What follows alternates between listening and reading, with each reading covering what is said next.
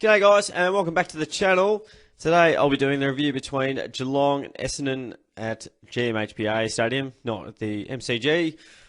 Great win. Cats by 77 in what was a really strong performance at home. Very impressed with how the guys went about it, and what a start that we did have to the game. 7 goals, 5 in that opening quarter was very reminiscent of the game earlier in the year at the MCG, where we started off with, I think, 38 points to zip. And again, very similar sort of circumstances where we just got off to that really hot start and basically tried to remove all hope from the Bombers side of things. And 46-point lead at quarter time is, it's quite monumental, really.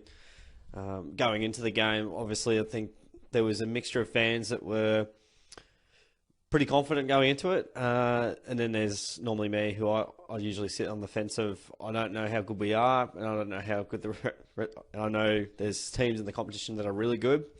I still don't know where we are, but I've got a better feeling about us after our performance last night, which was dominant. Very, very good to see.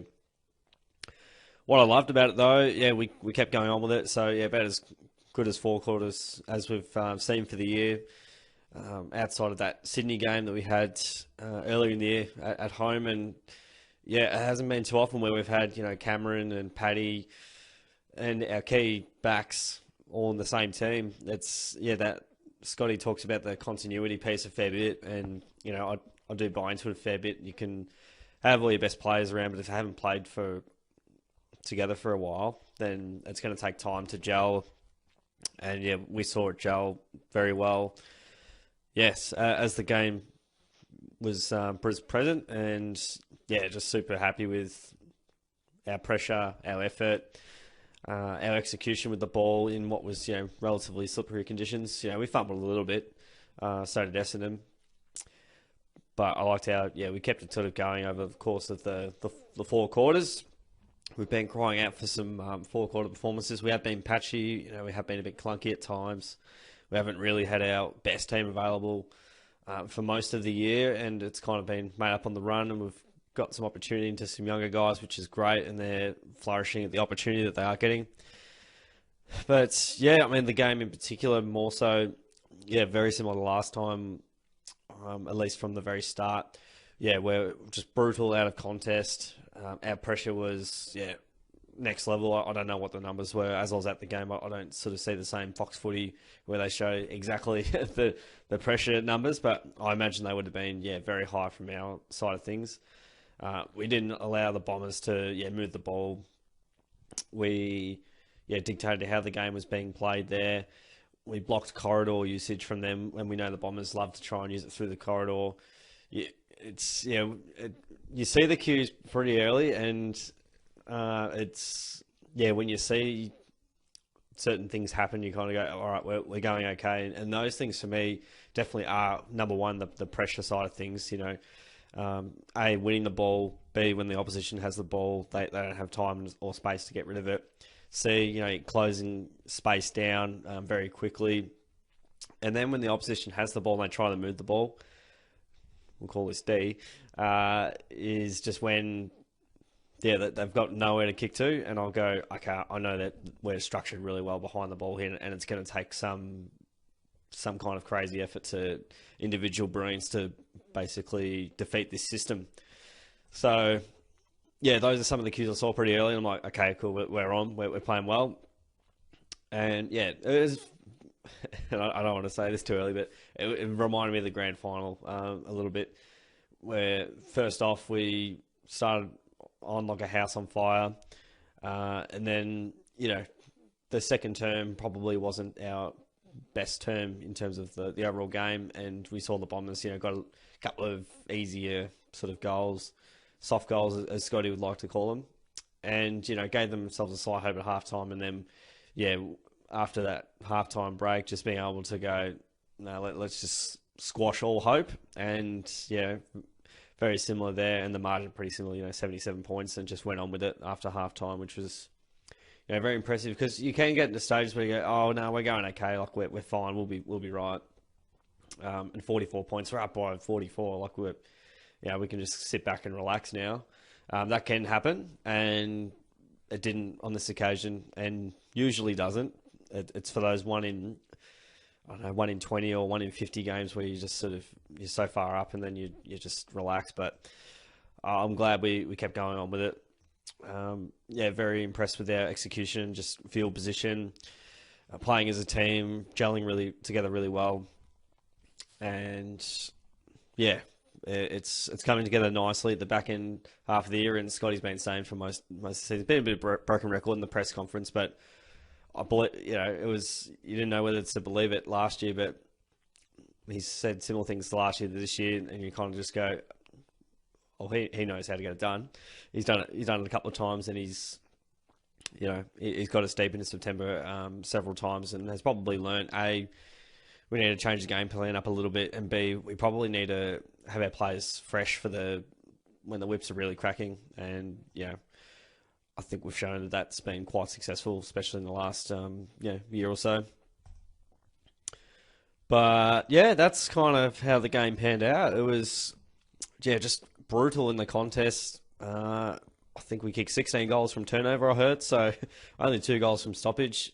So what that means, scores from turnover, is essentially when you get to a position that you don't have the ball, the opposition has the ball, and then through either pressure, mistakes, your work in the half-forward line, intercepting between when the opposition gets it in the D50 and tries to move to their forward 50, and then you chop that off, come back towards goal and get it done. So and it's the easiest way to score is in your front half. So if you can keep it there and lock it in and apply a lot of pressure there, it's much easier there than is the back line. Although Collingwood might have different thoughts and feelings on that, as they predominantly attack from the back half, and we know Port Adelaide, they attack from the front half.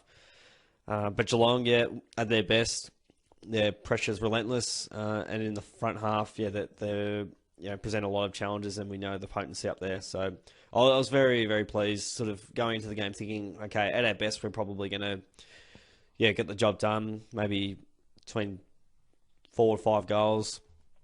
But to win by 77, and the Bombers, like they played probably one of their best games in the last 10 years. Last week against the Crows with their unbelievable pressure. So they were on the wrong side of it, and they're an up and coming side, and they'll be better for the run, no doubt about that. Unfortunately, a lot of teams coming down to Geelong are going to find it tough, and it's a good home ground advantage, and I mean, if you're a poor team, it doesn't matter where you play. If you're a poor team, you're not going to win anywhere, whether that's home or away. But Geelong have been really good for a long time.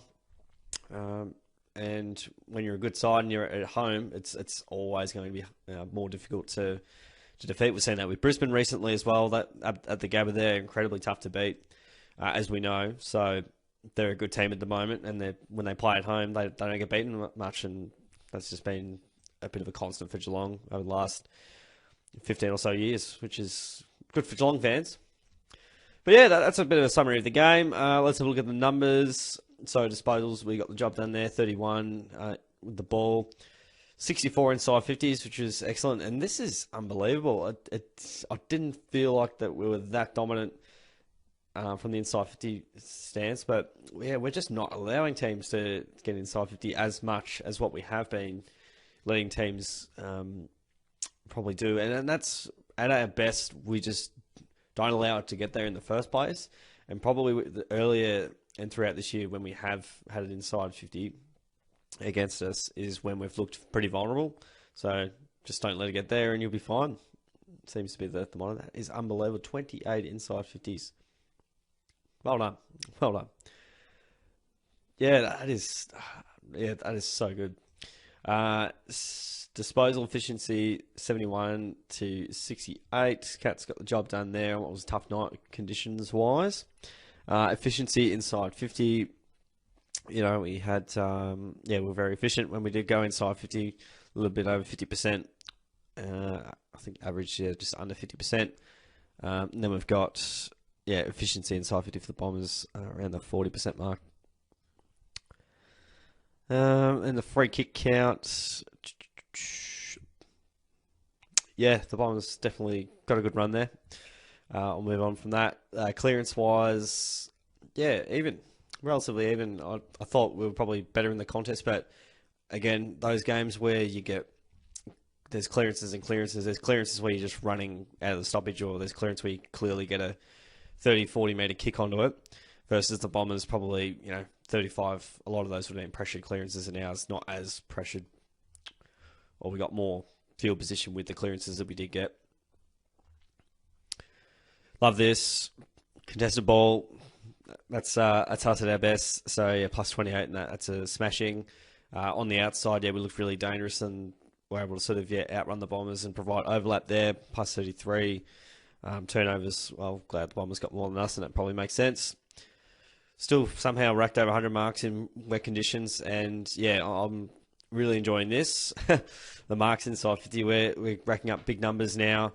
And sort of lowering that amount for teams. So what we have seen when we haven't been at our best is, we just allow the opposition to, get really good looks inside 50 and lower their eyes and sort of find marks. That was really good. And contested marks, absolutely. Got the job done in the air very well. The key back's doing very nicely, and our forwards giving us some, really good looks as well off the back of those contested marks.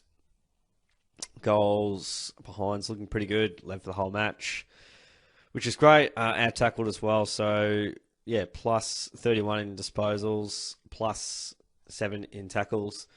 I would really like to get the numbers on if you win the tackles and the disposals, how many games you'd win. I think it'd be most. But, I do love those numbers, because if you're tackling more and getting more of the ball, you're just working so much harder than the opposition is. Which is a great feat. Tackles inside 50, 10 to 8. More 1%ers there.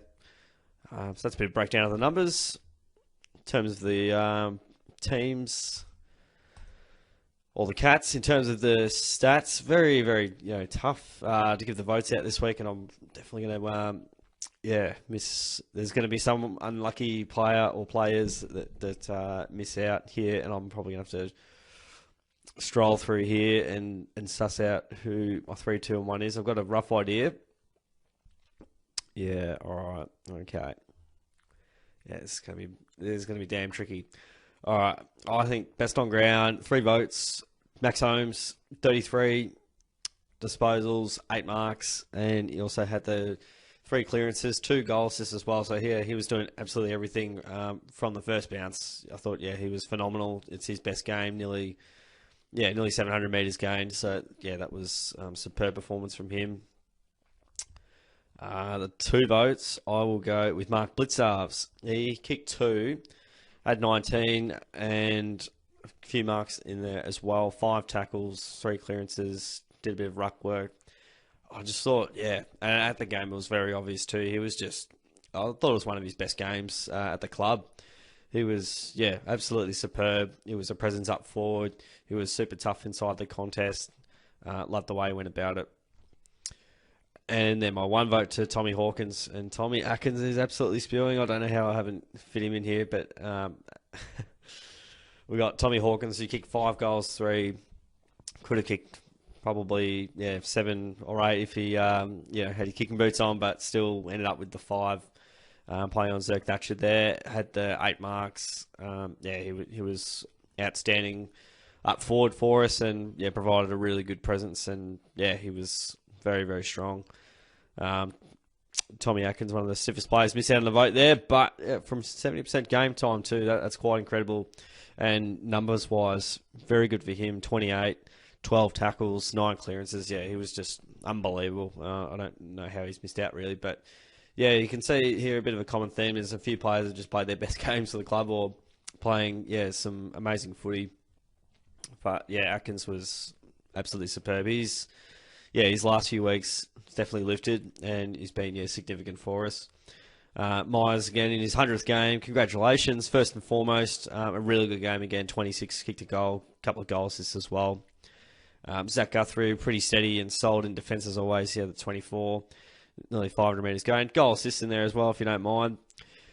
Izzy missed a couple, and nice and fresh off a week break. He definitely needed it. He did not yeah, play his best footy against the Swans the other week, has to be said. But yeah, he ended up with a goal assist as well as that. Then we had Mitch Duncan, who had the 21, also chimed in with the goal assist there. Mentioned about Blitzarves. I thought, yeah, Stewart's game was excellent as well. I don't know how he only had 18. It felt like he had 28 at the ground, but yeah, he was intercepting everything, set up the play very nicely for us. Jack Bowes, again, continuing to impress there. He had the 8 marks, 21. Yeah, he's just a really good player that will just sort of stroll through half back and provide that run and gun for us. And yeah, he's very steady and pretty composed with the footy too. Jez, so good to see Jez back. After a couple of weeks out and about, he was in the wars early on, but then he finally ended up with 1 goal of the night, actually. Don't know how he got 17 touches. It felt like he had 6 at the game. Goal assist as well. 1 goal, 3 and 1 out on the full. So, yeah, if he took his chances, he might have had a little bit more on the board, but he'll be definitely better for the run. And if he kicks that snap against from the pocket, then, 2 goals doesn't look too bad. But, yeah, better for the run. And if he was not really one of our best players on the ground at all, there's a lot of improvement for him to come. Close kicked a couple, 14, goal assist as well. Just, works super hard. We love the way he goes about it. Stengel starting to find some form. So, just these guys that have had, down moments and probably haven't had their best seasons. It's pretty hard to, keep the same level as last year. But, Stengel getting on the scoreboard. Nice finish early in that first quarter. O'Connor kicked a nice goal as well when it was really needed. He also had the 15 next to his name. Henry was absolutely brilliant, especially early on when Essendon were having their forays forward. He took 6 marks, I reckon most of those in the first quarter. He was, absolute rock down back for us. Stifled a lot of the Bombers' ball movement. Tanner Bruin had one of the best 19 possession games you'll see. He had 19, a couple of clearances, a couple of goal assists as well. He's low in the eyes, which I really enjoyed seeing. I feel like early on in his career, and probably with us even, he's blazed away a bit, but I've been very impressed that he's taken a bit more time and care with the ball and, moved it forward to great effect. Reece was good, very good on the ground on the night. He had the 12, also 28 hit-outs. Just got involved. Paddy kicked a nice goal, also the 15, a few clearances and a goal assist. So, despite having Cameron and Dangerfield in the same team, those guys didn't have their best games all time, and we still win by 77. That's very pleasing to see. Ollie Henry kicked 1 goal, 1, had the 10 touches, 4 marks. Thought he was a good presence up forward, a good sort of hybrid half forward to at least provide an option there as an intermediary between him and the goals. Cole Jasny was handy, kept Stringer relatively quiet, didn't have to do too much defending because we only had 28 inside 50s conceded. He had the 12, 4 marks and, neutralised a lot of contests as he does. Rowan was a bit sore, but he kicked a goal, also had the 10 touches. Also got a clearance in there as well. Not too much on the pressure, but I don't think he was, in the best nick throughout the night. De Koning had 8, 3 marks. Again, kind of like in the sense of Cole Jasny and also Jack Henry just did their job, and their key tools didn't really get a lot of the ball. Mullen had a handball and a mark with his time on ground, didn't get stack of time as a sub, which was made late in the last quarter. Okie dokie. Well, it's a big week next week. Let's have a look-ski at this one. We've got the Brisbane Lions. This one will be at the Gabba, 4:35. They absolutely love this time slot, the Cats, and it's going to be very tough, as we can see. I'm suspecting something like this, but anything is possible. I don't know how that was. There's no way that was early this year. I'll have to review that one. I think they've got the date, because this was definitely when we played it at the Gabba previously. When was this? Stengel kicked a couple. I feel like Cameron would have had to have had a really good game. This was definitely not earlier in the year. march to round 1. Yeah, this doesn't look quite right. There's, yeah. Practice match. Okay, yeah. All right, I'm awake now. Cool. Yeah, they definitely got the game on their terms. I don't know why that's round 1 in a practice match, but anyway, yes, it's going to be a pretty difficult affair. They haven't lost many games there at all. We are capable at our best, but yeah, Brisbane up there, I suspect that they should be favourites. But if we find a way to win, I think, yeah, look out. Absolutely look out. As Scotty was like, we're the danger if we can keep up this kind of form, getting some personnel back, getting some continuity, keeping it as healthy as possible. But yeah, if we keep this type of form up, I wouldn't want to play us. So yeah, very, very exciting.